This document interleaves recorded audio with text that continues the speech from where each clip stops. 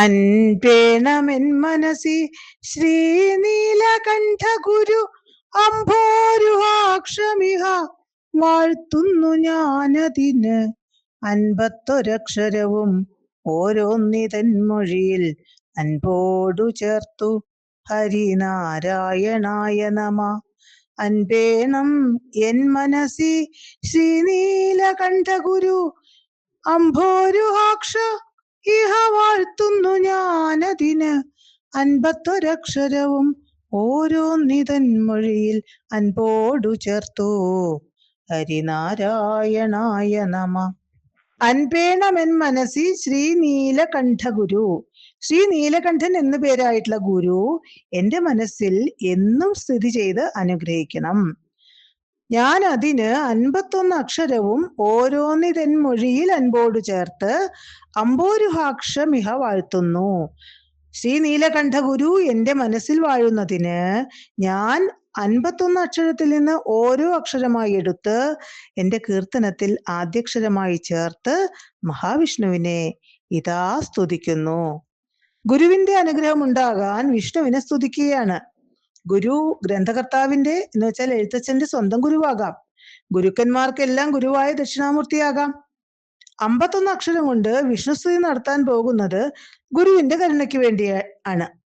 മറ്റൊരു ചിന്തയും കൂടാതെ ഗുരുവിന്റെ സ്മരണയിൽ ചിത്തം ഏകാഗ്രതയുള്ളതായി തീർന്നാൽ സംസാര ദുഃഖത്തിൽ നിന്നും മോചനം നേടാൻ അത് തന്നെ മതിയാകും. ഉറച്ച ഭഗവത് ഭക്തി ഉണ്ടെങ്കിലേ ഗുരുഭക്തി ഉണ്ടാവൂ. പൂർണ്ണത കൈവരുവാൻ ഗുരുവിൽ ഉറച്ച ഭക്തിയും ഗുരുവിന്റെ ഉപദേശവും ഇല്ലാതെ സാധിക്കുകയും ഇല്ല. ദക്ഷിണാമൂർത്തിയുടെ സ്തുതി ഇങ്ങനെയാണ്. ഗുരവേ സർവലോകാനാം ഭിഷജേ ഭവരോഗിണാം നിധയേ സർവവിദ്യാനാം ദക്ഷിണാമൂർത്തയേ നമ.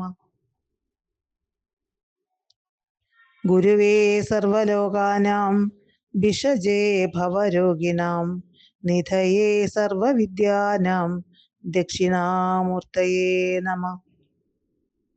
സർവലോകത്തിനും ഗുരുവായിട്ടുള്ളവനെ, സർവവിദ്യകളുടെയും നിധിയായിട്ടുള്ളവനെ, ദക്ഷിണാമൂർത്തിയെ അങ്ങേക്ക് നമസ്കാരം.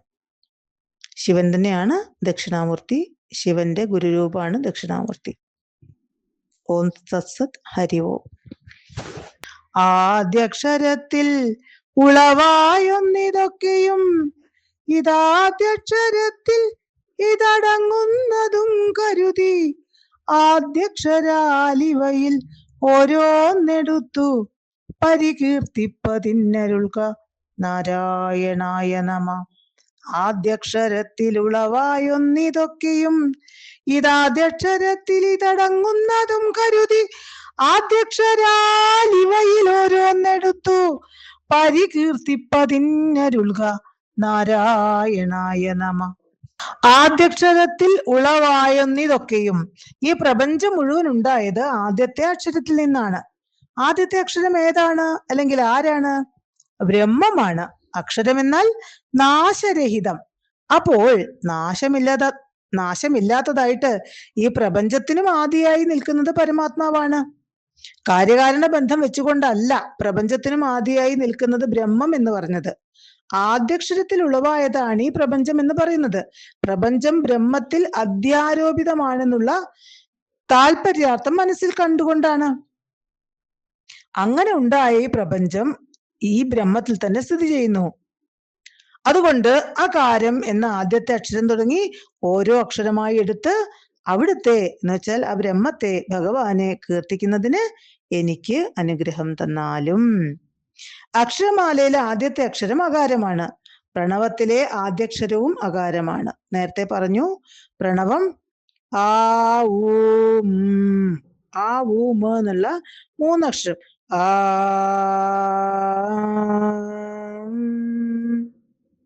ആണ് പ്രണവത്തിലെ ആദ്യത്തെ അക്ഷരം. ആ അകാരം മഹാവിഷ്ണു എന്ന അർത്ഥത്തിൽ പ്രയോഗിക്കപ്പെടാറുണ്ട്. അകാരം പരാരൂപത്തിലിരിക്കുമ്പോൾ അത് ബ്രഹ്മാണ്. അത് പശ്യന്തി, മധ്യമ, വൈഖരി എന്നീ രൂപങ്ങൾ കൈക്കൊള്ളുന്നു. വൈഖരിയായ അകാരം എന്ന് വെച്ചാൽ പര എന്ന് പറഞ്ഞാല് ആദ്യത്തിൽ ഓങ്കാരത്തിൽ ആദ്യം ആയിരിക്കുന്ന അകത്തിരിക്കുന്ന ഒന്ന്. മധ്യമ കുറച്ചും കൂടി മേലേക്ക് എത്തിയാല് വൈഖരി എന്ന് പറയുമ്പോൾ വാക്കായിട്ട് പുറത്തേക്ക് വരുമ്പോഴാണ് വൈഖരി. വൈഖരി വാ തുറന്ന് ഉച്ചരിക്കപ്പെടുന്നത് കൊണ്ട് സ്ഥൂലമായ പ്രപഞ്ചാണ്.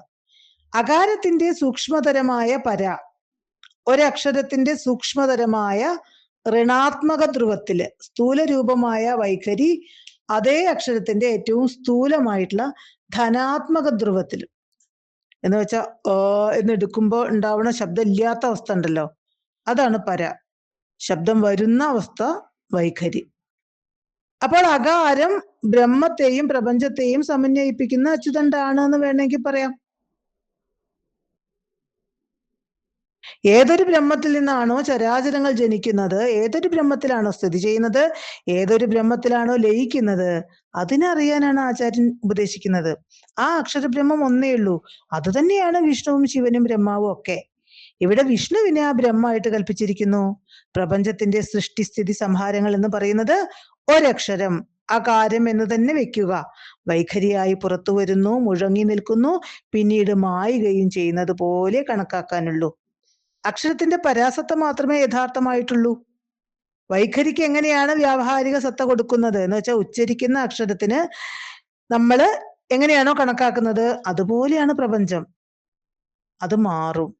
ഉച്ചരിക്കാത്ത അക്ഷരം എന്ന് പറഞ്ഞ മൗനം, അതാണ് പര, അതാണ് ബോധം, അതാണ് ബ്രഹ്മം എന്ന് പറയുന്നത്. ഓം തത്സത്. ഹരി ഓം.